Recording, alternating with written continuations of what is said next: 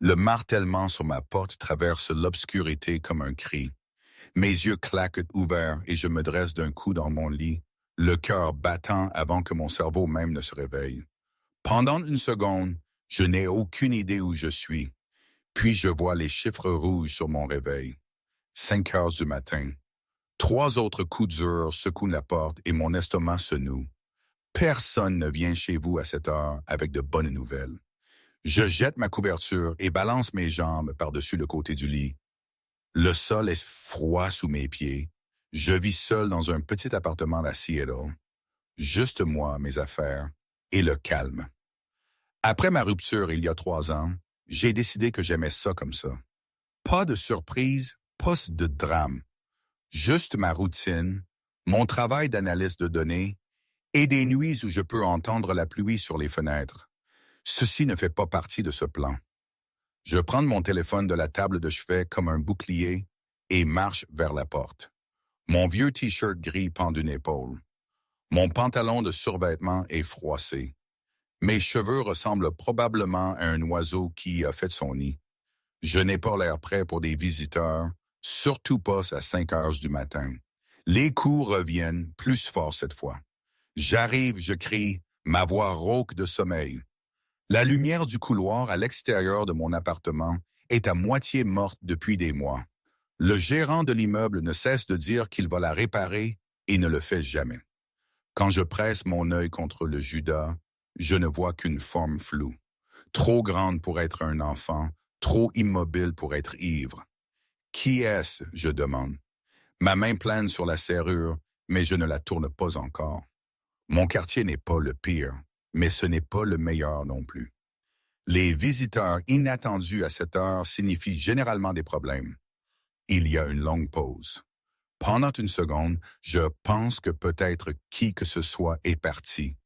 Puis j'entends une voix que je connais. Seulement elle sonne haut, tremblante, mince, presque brisée. Nathan, c'est Victoria. Mon cerveau gèle. Victoria comme dans Victoria Brennan. Comme dans la PDG de toute la compagnie tech où je travaille. La femme qui dirige des réunions de tous les employés avec 200 personnes dans la pièce comme si ce n'était rien.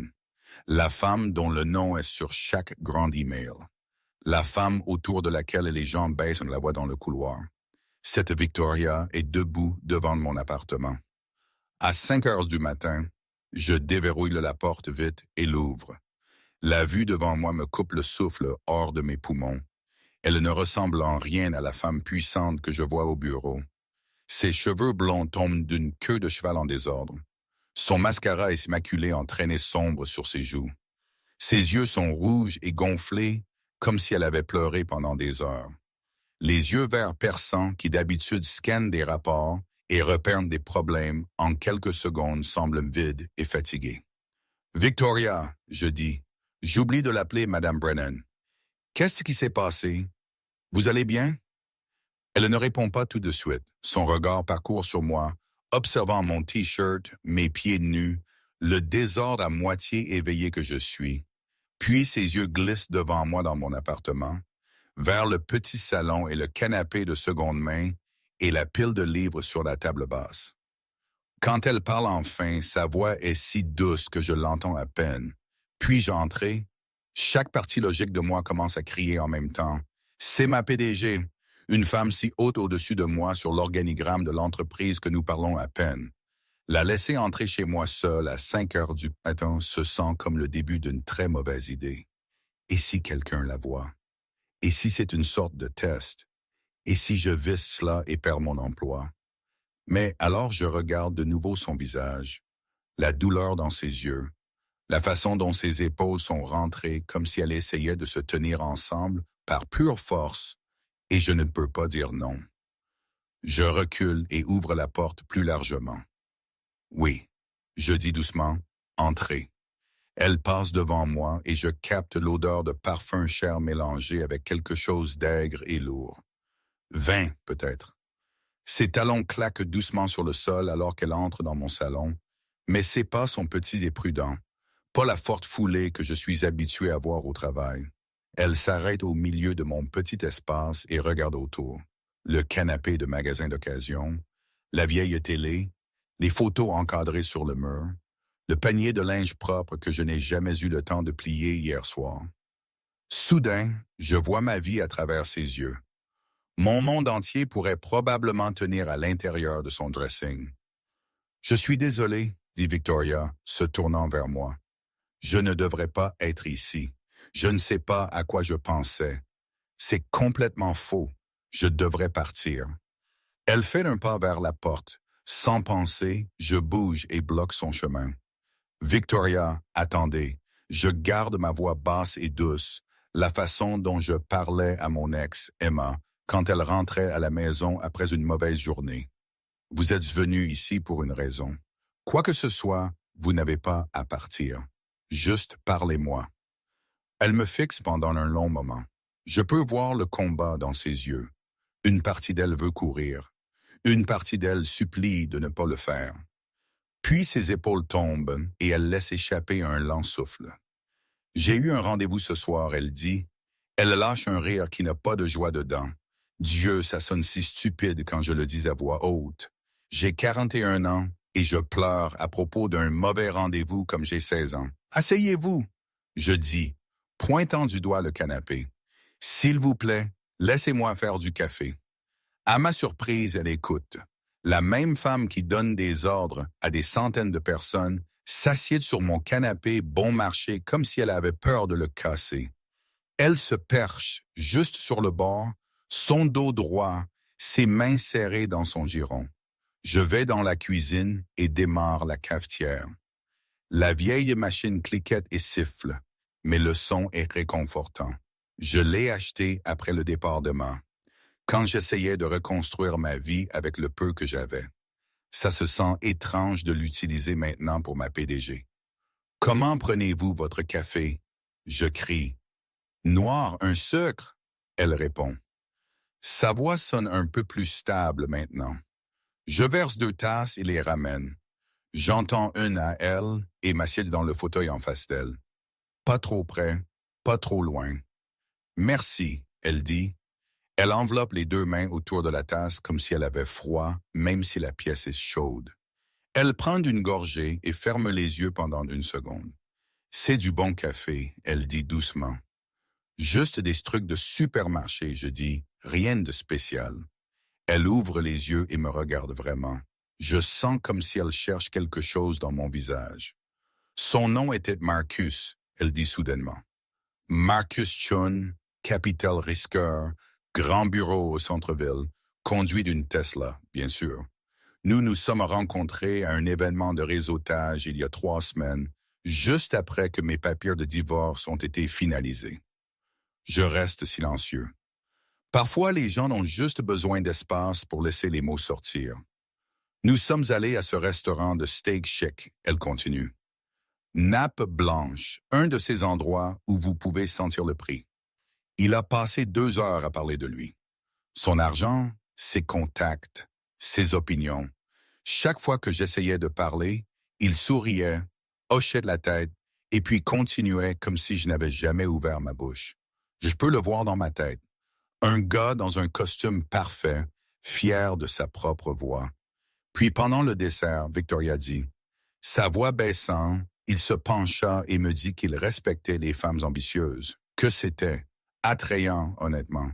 Mais il a dit que les hommes ont toujours besoin de se sentir importants. Il a dit que peut-être, si nous étions dans une relation, il pourrait gérer les grandes décisions. Et je pourrais me concentrer sur les petites choses pour ne pas stresser sur les choses importantes tant. Mon mâchoire se resserre. Je n'ai pas jeté ma boisson dans son visage, elle dit. J'ai voulu, mais je ne l'ai pas fait. J'ai posé ma fourchette, lui ai dit que la soirée était finie, payé pour mon propre repas, et suis sorti comme la PDG calme, professionnelle que tout le monde s'attend à ce que je sois. Bon pour vous, je dis. Et je le pense, est-ce? Elle rit encore, mais ça se brise au milieu. Ses yeux brillent de larmes fraîches, parce que je suis resté assise dans ma voiture pendant presque 1 heure après ça. C'est le 3e homme en 2 semaines qui m'a fait sentir comme je suis trop réussi, trop opiniâtre, trop indépendante, trop tout. Sa voix se fissure. Mon ex-mari a dit la même chose, que je me souciais plus de la compagnie que de notre mariage, que j'étais marié à mon travail, pas à lui. Et peut-être qu'il avait raison. Peut-être que j'ai bâti toute cette carrière et perdu tout ce qui compte réellement. Ce n'est pas vrai, je dis. Ma voix sort plus ferme que je ne m'y attends. Comment sauriez-vous? Elle claque, puis détourne le regard. Désolé, je ne devrais pas vous parler comme ça. C'est bon, je dis. Vous êtes énervé. Je me penche un peu. Pour ce que ça vaut, quiconque vous fait sentir comme vous êtes trop est vraiment juste en disant que vous êtes plus qu'ils ne peuvent gérer. C'est leur problème, pas le vôtre. Elle me regarde de nouveau, surprise. Quelque chose s'adoucit dans son visage. Comment faites-vous ça? Elle demande doucement. Faire quoi? Hein? Dire exactement la bonne chose. Elle m'étudie. Vous le faites depuis que je suis arrivé ici. Pas de questions sur pourquoi. Pas de jugement. Juste du calme. Je hausse les épaules. Je ne sais pas. J'essaie juste de traiter les gens comme des gens.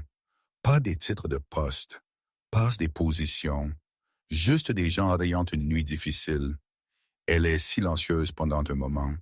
C'est pourquoi je suis venu ici, elle dit finalement. Ses doigts se serrent autour de la tasse. Ou une des raisons. Mon cœur s'accélère. Que voulez-vous dire? Elle prend une respiration et pose le café. Puis elle se lève. Je me lève aussi sans penser. Nous ne sommes qu'à quelques pieds l'un de l'autre maintenant.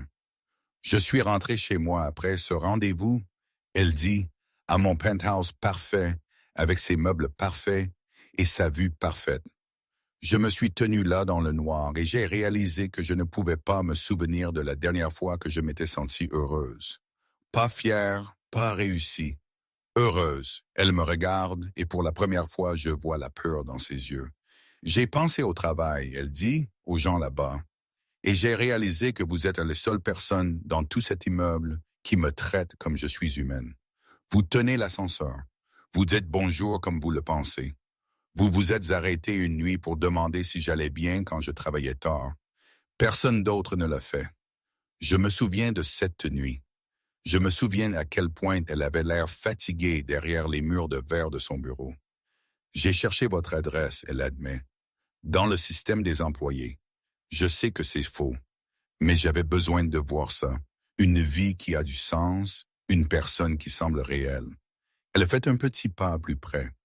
Mon cœur martèle contre mes côtes. Vous êtes la seule personne à qui je voulais parler, elle chuchote, la seule à qui j'ai fait confiance pour ne pas voir juste la PDG. Sa main se lève lentement, me donnant beaucoup de temps pour bouger. Je ne bouge pas. Sa paume repose à plat sur ma poitrine, juste sur mon cœur. La chaleur de son toucher brûle à travers mon mince t-shirt. Je sais qu'elle peut sentir à quelle vitesse mon cœur bat. Je peux le sentir, elle dit doucement. Alors peut-être que je ne suis pas la seule à ressentir quelque chose. Elle a raison. Je ressens quelque chose aussi. Je dis, ma gorge serrée. Mais j'ai peur. Vous êtes ma PDG. Si ça tourne mal, je ne vous perds pas seulement vous.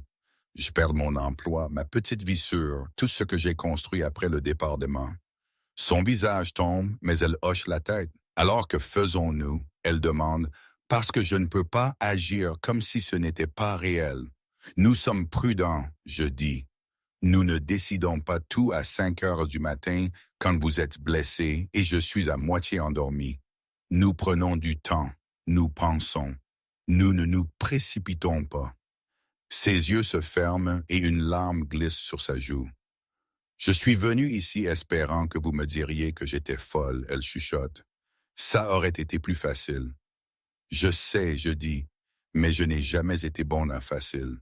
Nous nous tenons là dans mon petit salon, le ciel dehors, tournant du noir au gris, ses mains toujours sur ma poitrine, nous deux pris entre la peur et quelque chose qui ressemble beaucoup à de l'espoir.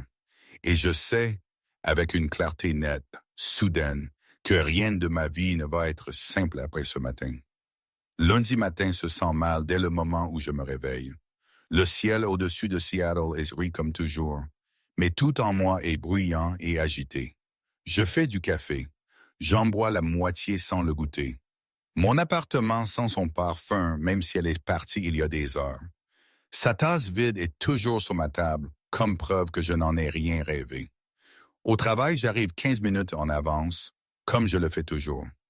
Je glisse mon badge, traverse le hall, prends l'ascenseur avec quelques collègues qui parlent d'un match de football. Je hoche la tête au bon moment, mais mon esprit est ailleurs. Je me demande si elle est déjà ici.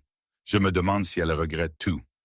À mon bureau, j'ouvre mon ordinateur portable et essaye de me perdre dans les chiffres. Les feuilles de calcul sont simples. Elles suivent des règles. Vous pouvez trier et filtrer et leur donner un sens. Les cœurs ne fonctionnent pas comme ça. À 10h15, mon calendrier sonne. Réunion de tous les employés. 10h30, salle de conférence principale. Tout le monde doit y assister. Mon estomac se resserre. Je pousse ma chaise en arrière et me lève lentement.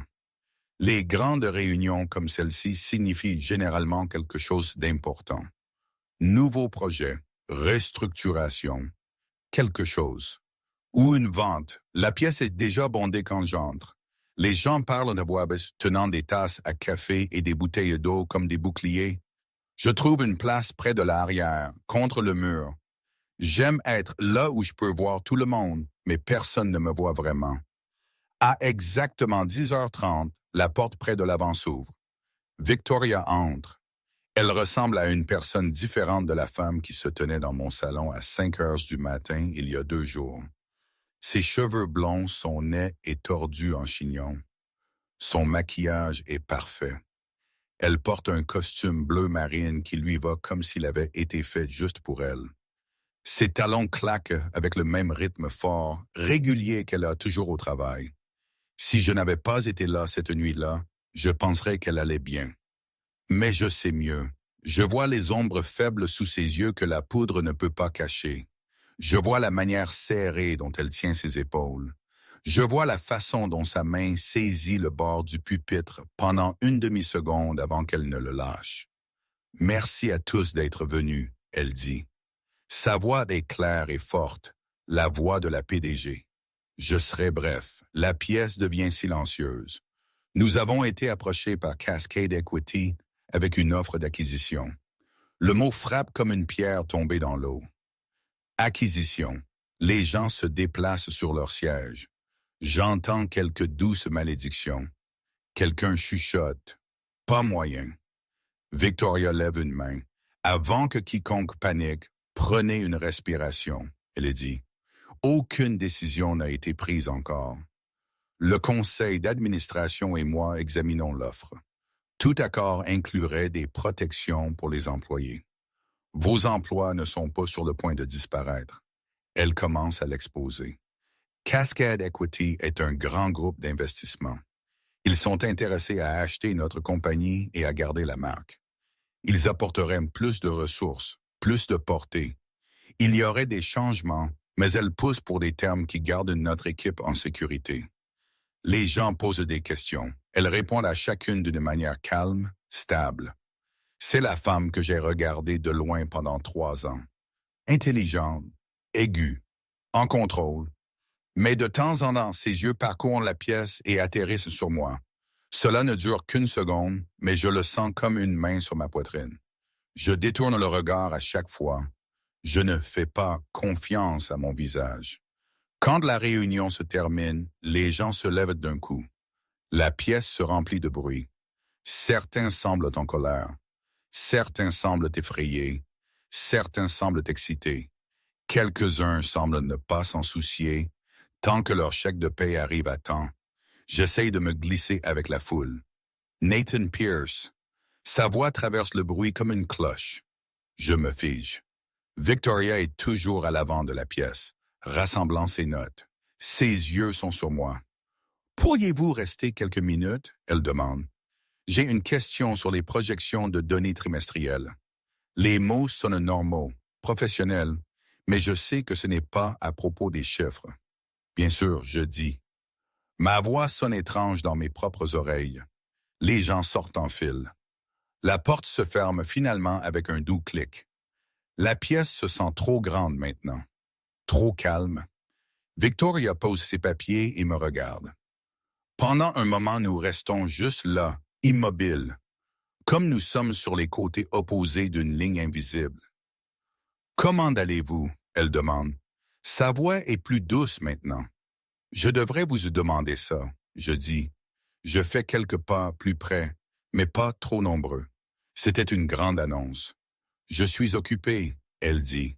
« Mais ce n'est pas pourquoi je vous ai demandé de rester. » Elle prend une respiration. « Je voulais dire ce que j'ai dit l'autre soir », elle dit. « Dans votre appartement. Je voulais dire tout ça. Mon cœur recommence à battre.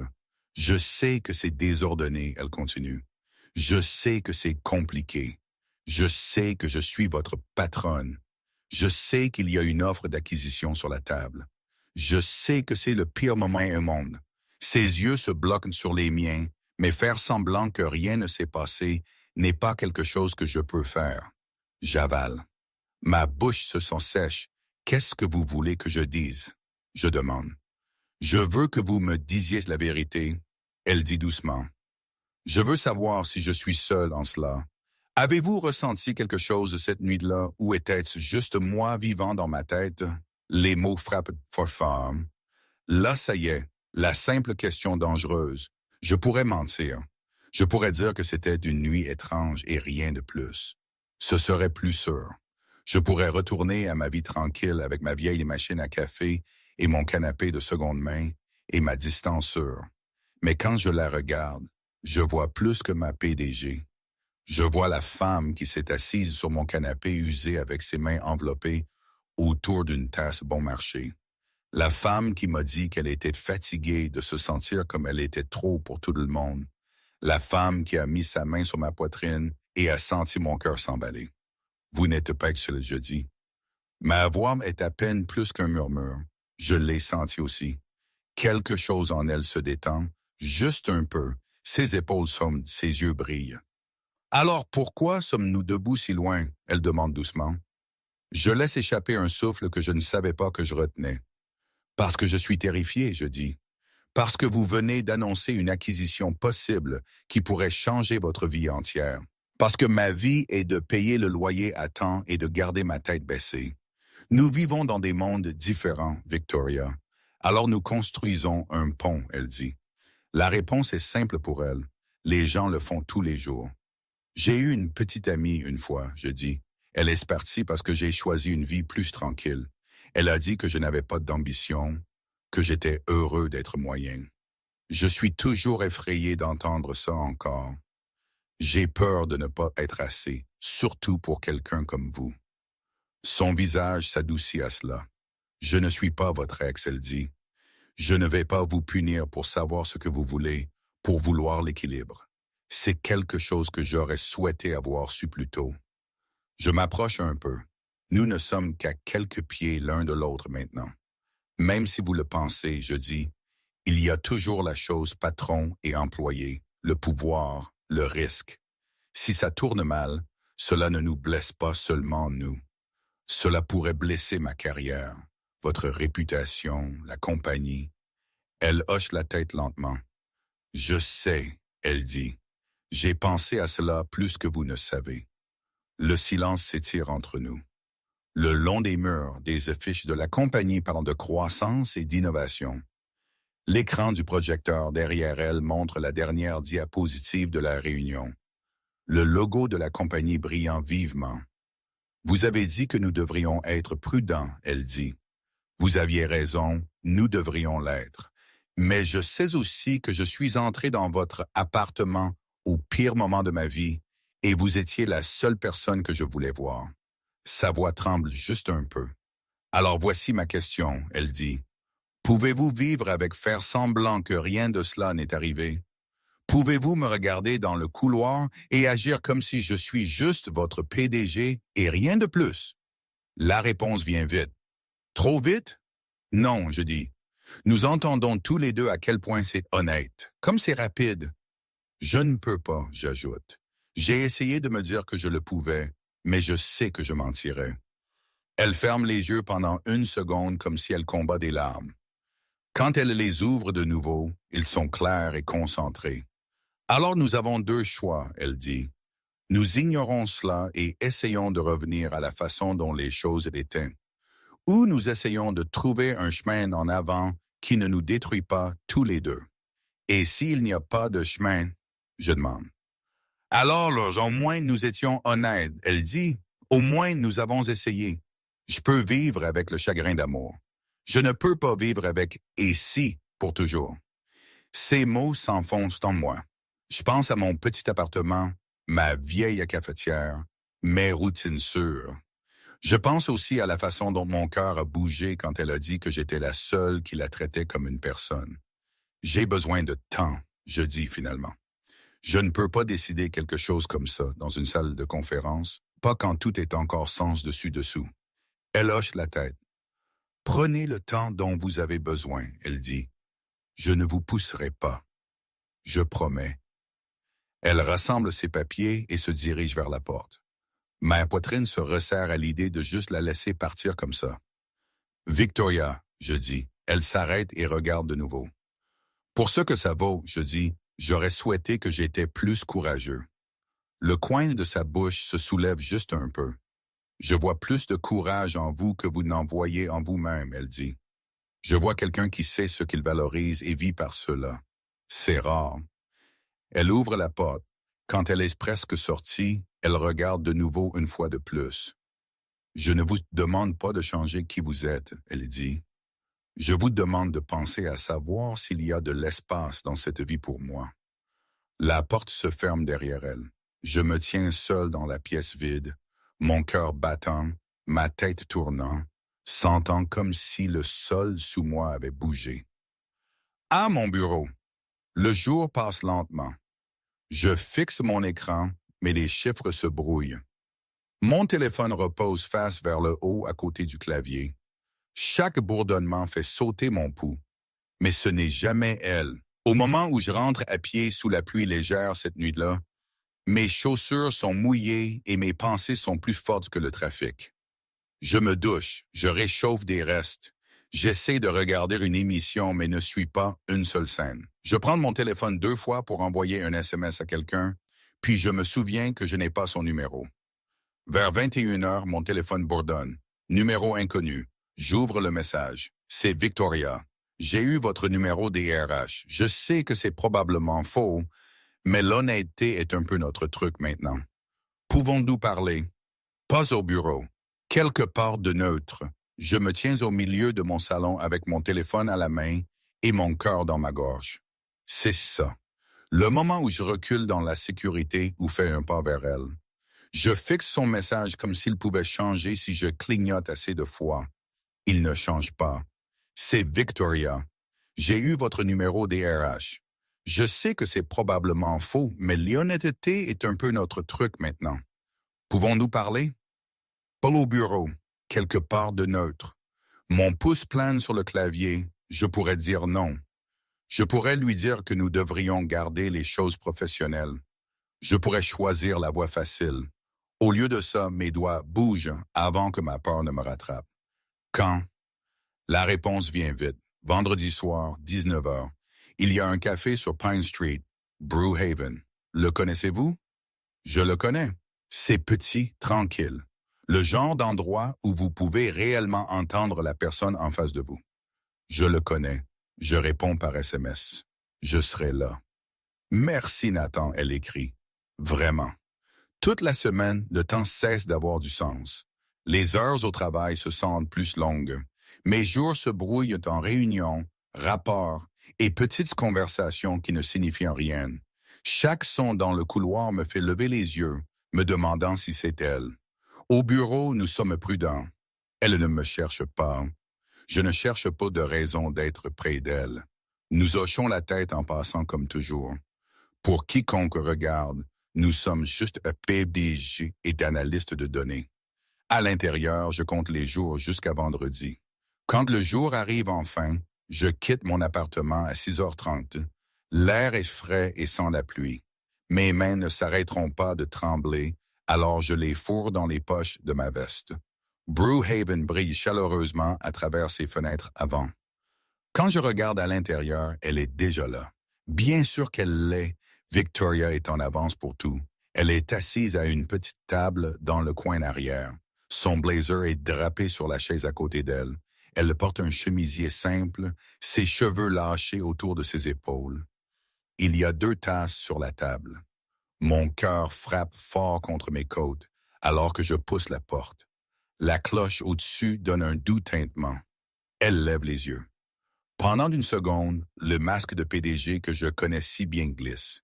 Je vois de purs nerfs sur son visage. Espoir. Pur. Salut, elle dit doucement. Salut, je réponds, et ma voix sonne plus rauque que je ne m'y attends.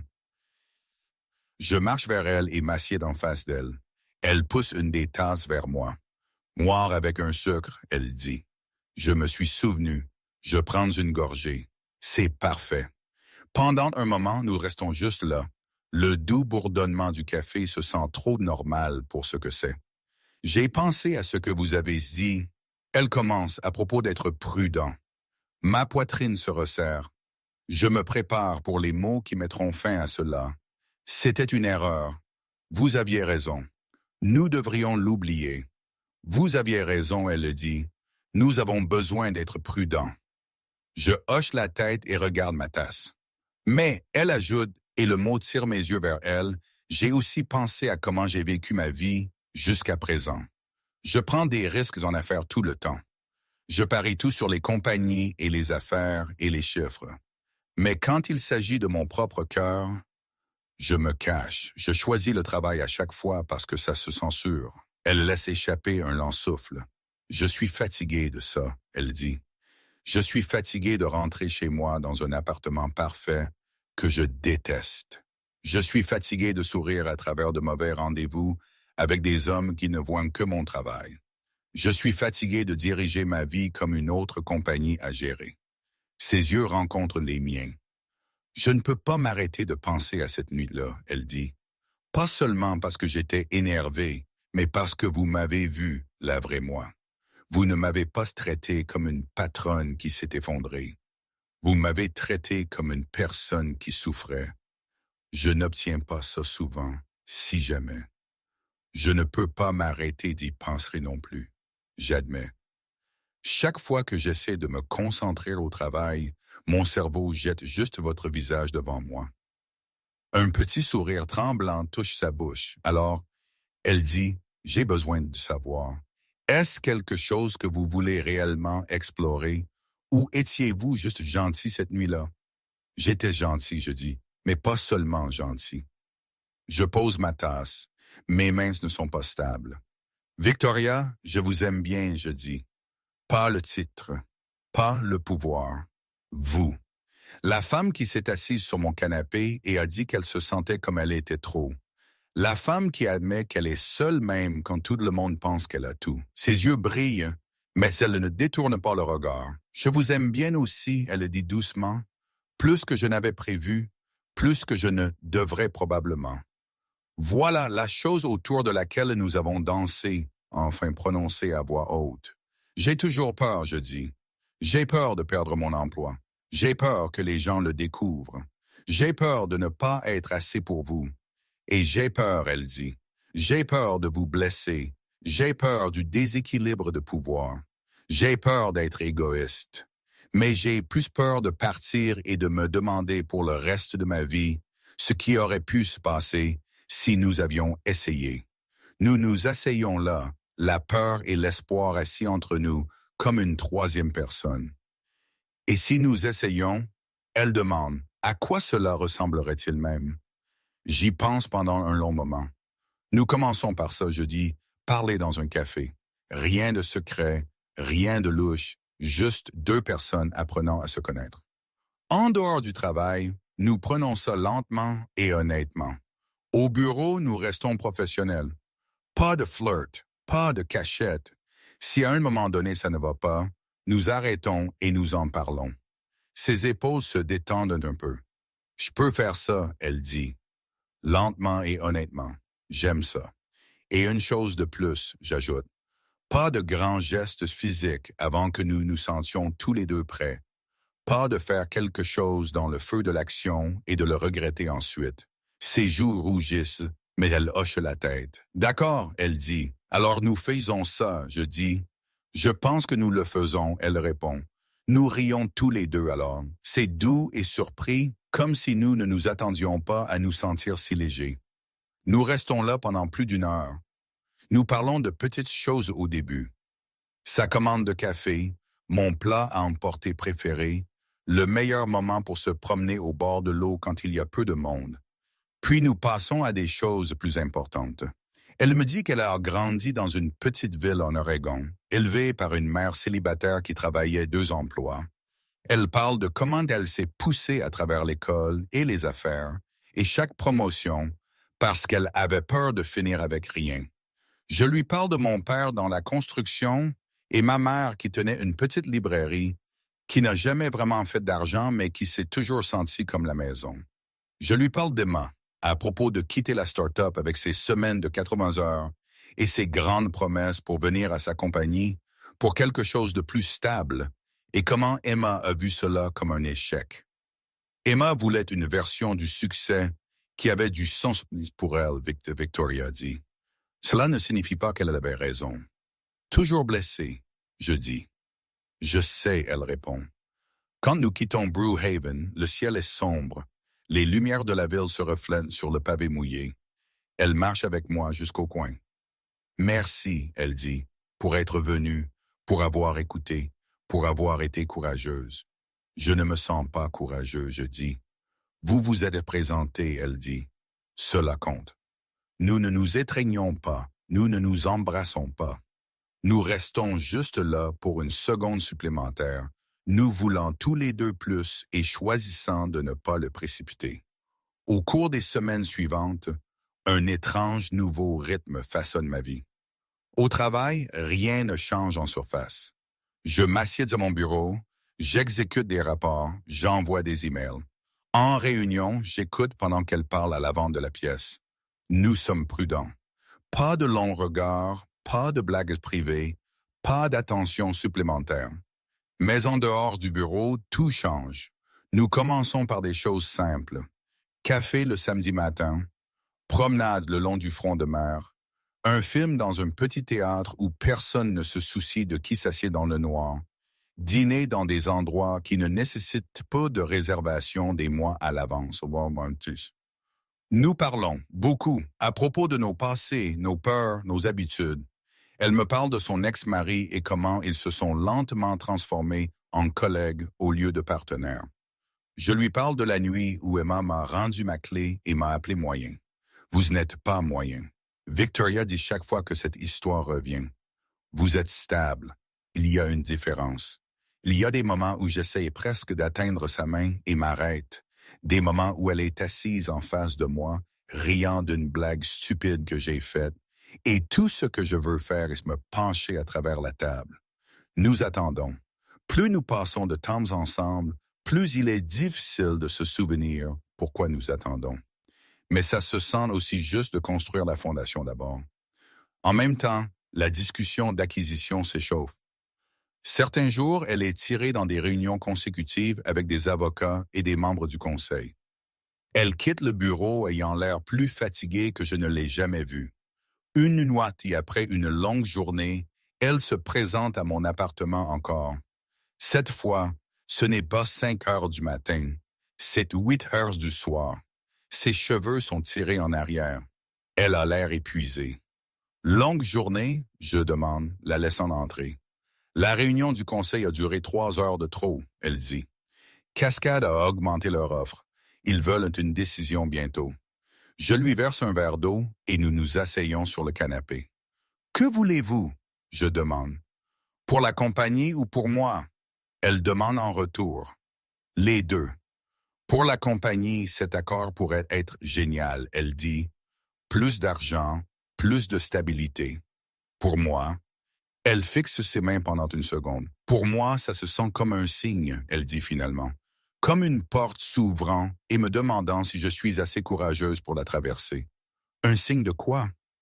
Je demande, que peut-être il est temps de s'éloigner, elle dit, d'arrêter d'être la personne autour de laquelle tout tourne, de faire quelque chose de plus petit, plus humain, quelque chose qui me permette d'avoir réellement une vie.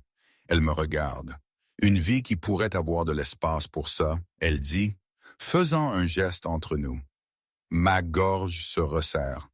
Vous abandonneriez le poste de PDG, je demande. Pour moi, non, elle le dit une fois. Je ne démissionnerai pas pour vous. Je démissionnerai pour moi.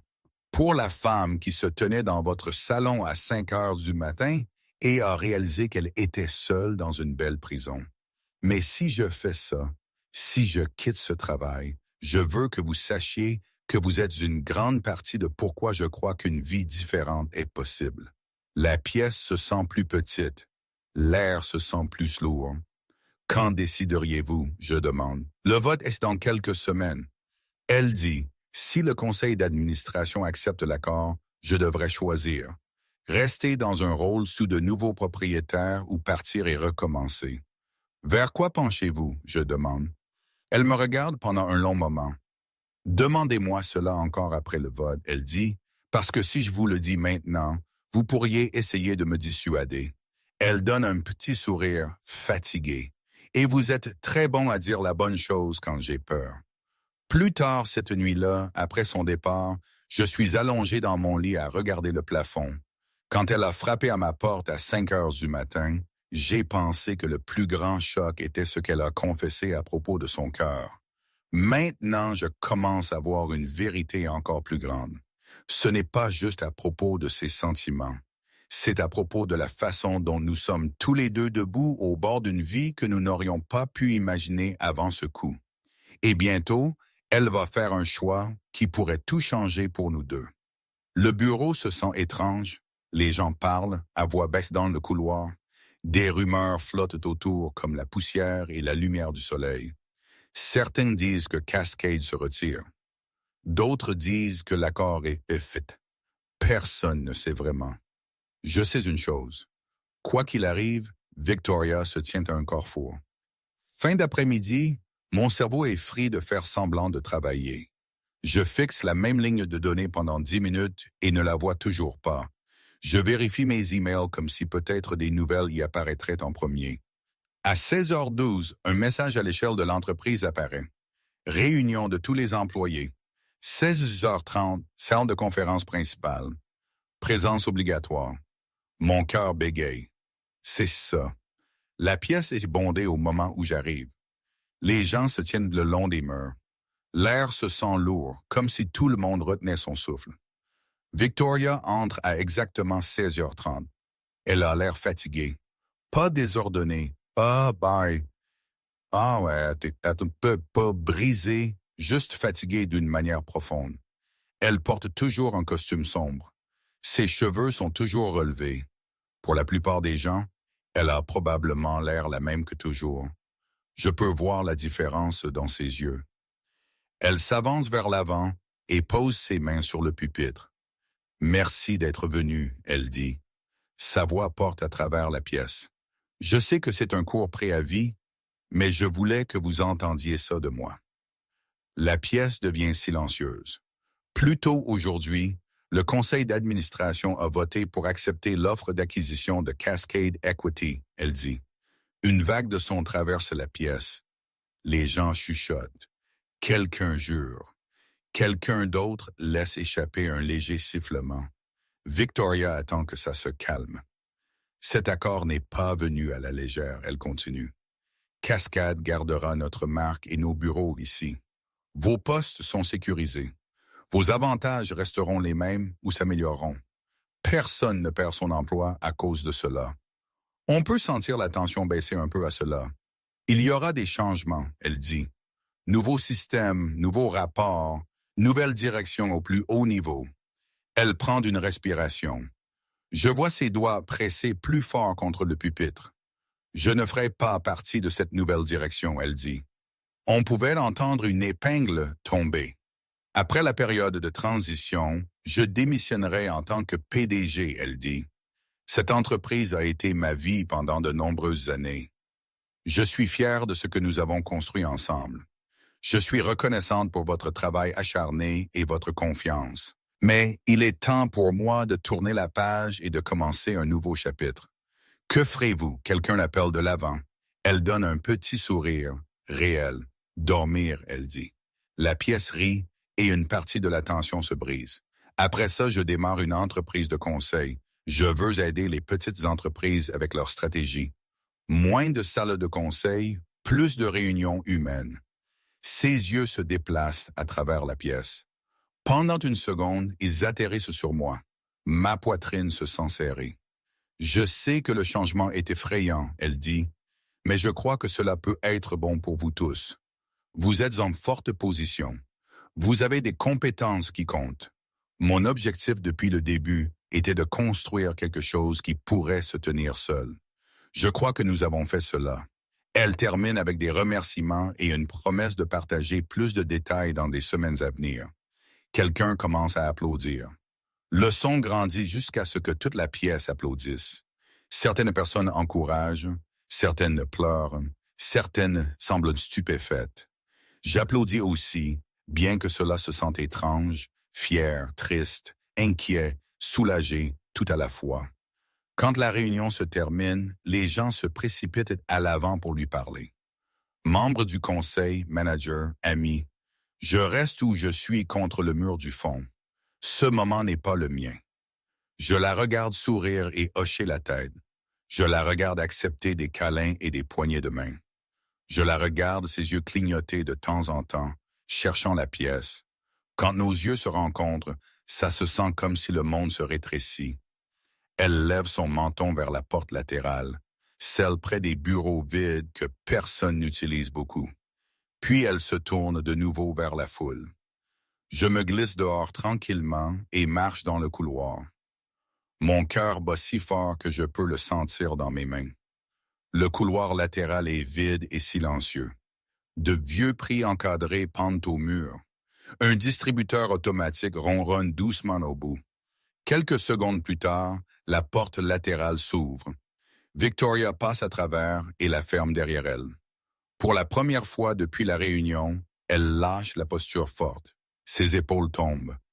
Elle se penche en arrière contre le mur et laisse échapper un souffle, comme si elle l'avait retenu pendant des heures. « Comment j'ai fait ?» elle demande. « Vous étiez incroyable, je dis. Forte, honnête, claire. J'avais l'impression de trembler tout le temps, elle dit. Vous l'avez bien frappé, je dis. Elle sourit, mais ses yeux sont humides. Alors, je dis, c'est réel, vous démissionnez vraiment. Je le fais, elle dit. La paperasse est signée. Dans quelques mois, je serai juste un nom sur la page d'histoire du site web de l'entreprise. Comment vous sentez-vous? Je demande. Elle rit, doucement. Effrayée, elle dit. Soulagée, triste, libre. Tout à la fois. Comme si j'avais sauté d'une falaise et j'attends de savoir si j'ai un parachute ou juste un très mauvais timing. Nous nous tenons là dans le calme, le poids de son choix pressant autour de nous. Je n'ai pas fait cela pour vous, elle dit. J'ai besoin que vous entendiez ça. Je ne vous mettrai jamais ça sur vous. Je sais, je dis et je le fais, mais, elle ajoute, je l'ai fait à cause de ce que être avec vous m'a montré. Vous m'avez fait voir un genre de vie différent, une qui n'est pas tout sur le pouvoir et le contrôle, une qui a de la place pour les matins lents et les vraies conversations. Cette partie est pour moi. Elle se pousse du mur et fait un petit pas plus près. La partie qui est pour vous, elle dit, est ceci. Elle me regarde, ses yeux verts sont ouverts et crus. Pas de masque de salle de conseil maintenant, juste Victoria. Dans quelques mois, elle dit, je ne serai pas votre PDG. Il n'y aura pas de ligne patron et employé entre nous. Pas de conflit d'intérêts. Si nous décidons d'être ensemble, alors ce sera juste nous. Deux personnes se choisissant l'une l'autre. Mon cœur claque contre mes côtes. Et si je ne veux pas attendre quelques mois pour dire ce que je ressens, je demande. Alors dites-le maintenant, elle chuchote. Je prends une respiration qui se sent comme si elle descendait jusqu'au sol. J'aime comment vous pensez, je dis. J'aime que vous voyez les gens, même quand vous faites semblant de ne pas avoir le temps. J'aime que vous êtes venu à ma porte quand vous étiez brisé au lieu de vous cacher dans ce grand appartement. J'aime la façon dont vous écoutez quand je parle de ma vie ennuyeuse, comme si c'était quelque chose d'important. Ma voix tremble, mais je continue. Je tombe amoureux de vous, Victoria, je dis. Lentement et profondément et d'une manière qui me fait peur.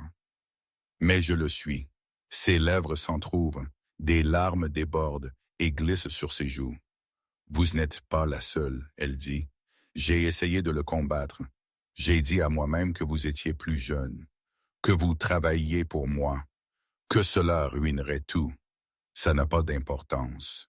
Je n'arrêtais pas de penser à vous, à votre force tranquille, à la façon dont vous tenez de l'espace pour d'autres personnes.